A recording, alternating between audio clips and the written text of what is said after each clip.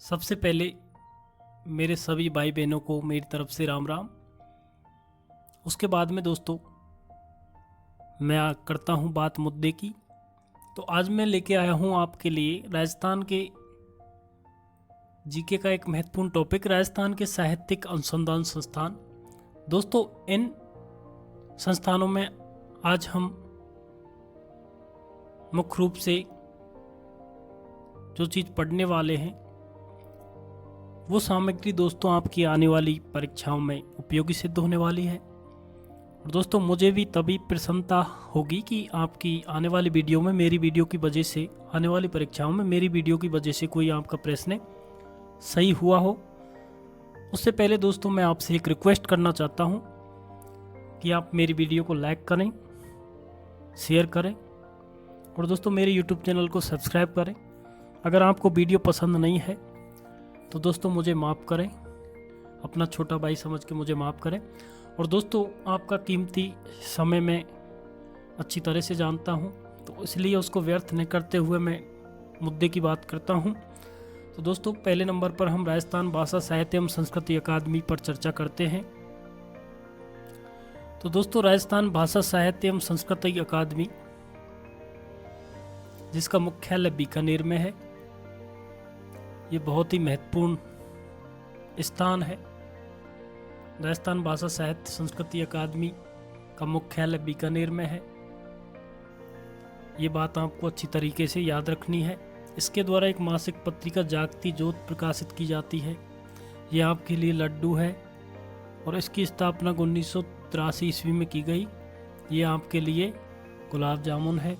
और दोस्तों इसके द्वारा सर्वोच्च पुरस्कार सूर्यमल मिश्रण पुरस्कार प्रदान किया जाता है। यह आपके लिए बर्फी सिद्ध हो सकती है। और दोस्तों बाल साहित्य पुरस्कार भी इस संस्थान के द्वारा प्रदान किया जाता है। तो दोस्तों ये मोतीचूर का लड्डू सिद्ध हो सकता है। तो दोस्तों ये सभी बातें आपके लिए बहुत ही बेहद महत्वपूर्ण है। इसके बाद दोस्तों पढ़ते हैं राजस्थान साहित्य अकादमी, जिसका मुख्यालय है उदयपुर में है। दोस्तों ये आपके लिए हलवा है। इसकी स्थापना 1958 ईस्वी में की गई और इसके द्वारा मासिक पत्रिका प्रकाशित की जाती है, जिसका नाम है मधुमती। ये आपके लिए शहद है। दोस्तों इसके द्वारा पुरस्कार, मीरा पुरस्कार, सर्वोच्च पुरस्कार प्रदान किया जाता है। तो मीराबाई का नाम तो कौन नहीं जानता, तो इसको आपको याद रखना है। उदयपुर में है, उदयपुर से मीराबाई का संबंध था। और साहित्य अकादमी, राजस्थान साहित्य अकादमी भी उदयपुर में ही है। दोस्तों तीसरे नंबर पर राजस्थान हिंदी ग्रंथ अकादमी पढ़ते हैं, जिसका मुख्यालय जयपुर में है। इसकी स्थापना 1968 ईस्वी में की गई। दोस्तों हिंदी ग्रंथ अकादमी का मुख्य कार्य हिंदी की महत्वपूर्ण ग्रंथों, पुस्तकों का प्रकाशन करवाना। और दोस्तों वो पुस्तकें बहुत ही प्रामाणिक, सारगर्भित और अनुसंधान सहित होती हैं।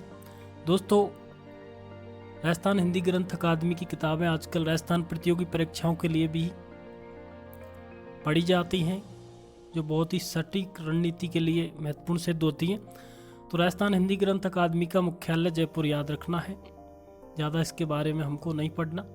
दोस्तों राजस्थान संस्कृत अकादमी, जिसका मुख्यालय जयपुर में है, इसकी स्थापना 1980 ईस्वी में हुई थी और स्वरमंगला एक पत्रिका इसके द्वारा प्रकाशित की जाती है।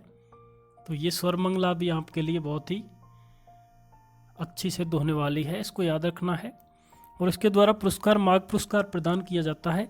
माघ जिनका संबंध भीनमाल से था, इसको आपको याद रखना है। माघ पुरस्कार संस्कृत अकादमी राजस्थान जयपुर के द्वारा प्रदान किया जाता है।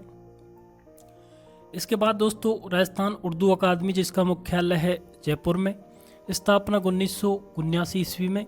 अगर इसके द्वारा प्रकाशित पत्रिका की बात करें तो उसका नाम है नखलिस्तान, जो त्रैमासिक पत्रिका है। ये भी आपके लिए रसगुल्ला साबित होगी, इसको भी आपको याद रखना है। दोस्तों राजस्थान सिंधी अकादमी, इसका मुख्यालय जयपुर में, 1979 में ही इसकी स्थापना। पत्रिका सिंधु दूत, दोस्तों ये आपके लिए परीक्षा दूत सिद्ध होने वाला है।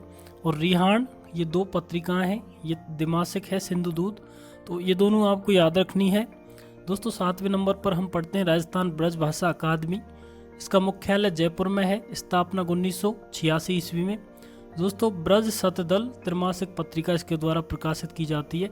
ये भी इम्पोर्टेंट है, आपको याद रखना है, ब्रज सतदल। और इसका मुख्यालय जयपुर में है। कहीं परीक्षा में भरतपुर मत कर देना प्लीज। दोस्तों 8वें नंबर पर अरबी फारसी शोध संस्थान, जिसका मुख्यालय टोंक में है। इसकी स्थापना 1978 ईस्वी में की गई, ये आपको याद रखना है। 9वें नंबर पर पश्चिम क्षेत्र सांस्कृतिक केंद्र, जिसका मुख्यालय उदयपुर में है, ये आपको याद रखना है। यह आपकी संस्कृति को बचाएगा, आपकी लाज को बचाएगा परीक्षा में। दोस्तों इसकी स्थापना 1986 ईस्वी में भारत सरकार के द्वारा की गई, ये भी ध्यान रखना, राज्य सरकार के द्वारा नहीं, भारत सरकार के द्वारा स्थापना की जाती है। अगर इसके मुख्य कार्य की बात करें तो इसका कार्य दोस्तों लुप्त हो रही लोक कलाओं के पुनरुत्थान व हस्तशिल्पियों के विकास के लिए यह कार्य करती है। रूपायन संस्थान, दोस्तों ये तो एक तरह का टमाटर है। और दोस्तों बोरुंदा जोधपुर, इसका मुख्यालय, जो कि हर परीक्षा में पूछा जाता है दोस्तों, 1960 में इसकी स्थापना की और कोमल कोठारी का संबंध इससे है। यह सांस्कृतिक शैक्षिक संस्थान है, ये आप याद रखना चाहें तो रख सकते हैं।